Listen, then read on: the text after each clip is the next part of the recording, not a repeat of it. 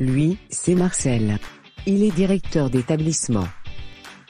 Il cherche à promouvoir la bientraitance dans son établissement. Tout d'abord, l'usager participe à élaborer son parcours. Les professionnels respectent les droits et les choix de l'usager, et notamment son rythme de vie.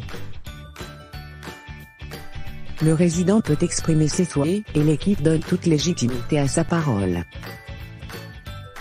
L'autonomie est encouragée pour aider les résidents à se donner une image valorisante d'eux-mêmes.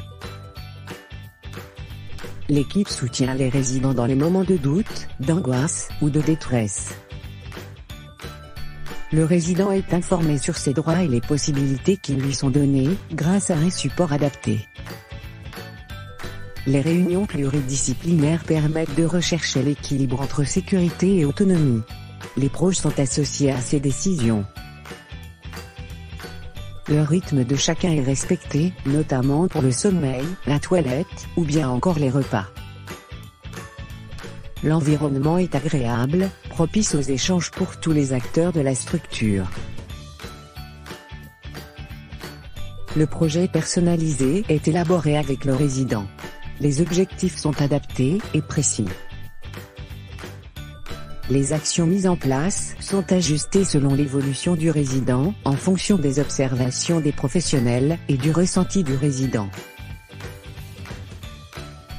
Les moments de transition, comme les changements d'établissement, sont accompagnés pour faciliter les repères. Comme ici, avec des temps d'immersion dans un autre établissement. Marcel insiste sur la qualité du lien entre les professionnels et les usagers. Les professionnels sont formés aux spécificités du public accueilli, et une réflexion est menée sur la juste distance. Des mesures sont prises pour garantir la sécurité des résidents, et les proches sont informés lorsqu'un risque est identifié. L'établissement assure le bien-être des usagers, en luttant contre la douleur physique et morale.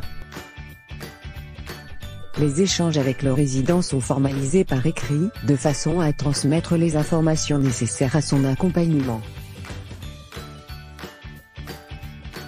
Les usagers sont informés sur les évolutions institutionnelles.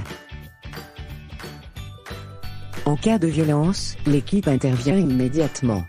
Ces actes sont formalisés par écrit et analysés collectivement. Toutes les ressources, internes et externes, contribuent à enrichir la structure et les accompagnements. Et si le résident le souhaite, l'équipe recueille des informations sur lui auprès de son entourage. Le maintien ou la reprise des liens affectifs sont encouragés, dans le respect des équilibres familiaux. Si le résident refuse, son choix est respecté. Les professionnels sont sensibilisés à garder une approche factuelle, sans jugement de valeur. Ils aident les personnes isolées en leur offrant des occasions de rencontre, à l'intérieur ou à l'extérieur de la structure. La structure développe des partenariats, pour partager les savoirs, et s'inscrire dans la vie citoyenne. Les savoir-faire et les expertises extérieures sont recherchées, pour compléter les compétences des professionnels de l'établissement. L'établissement recueille et analyse l'avis des visiteurs sur la structure. Des lieux d'expression sont mis en place et les usagers et leurs proches participent aux instances de l'établissement. Les séances d'analyse de la pratique professionnelle permettent de prendre du recul sur certaines situations. Les professionnels sont soutenus dans leur démarche de bientraitance. Des moments d'échange sont instaurés pour que les professionnels fassent part de leurs interrogations, et ajuster les mesures d'accompagnement. Les professionnels sont sensibilisés sur le sens de leur mission, en reliant les accompagnements aux valeurs qui s'y rattachent. Les observations sont formalisées par écrit, sans jugement de valeur, pour assurer un suivi dans le temps. L'arrivée d'un nouveau professionnel est préparée, et les documents nécessaires pour se familiariser au fonctionnement de la structure lui sont transmis.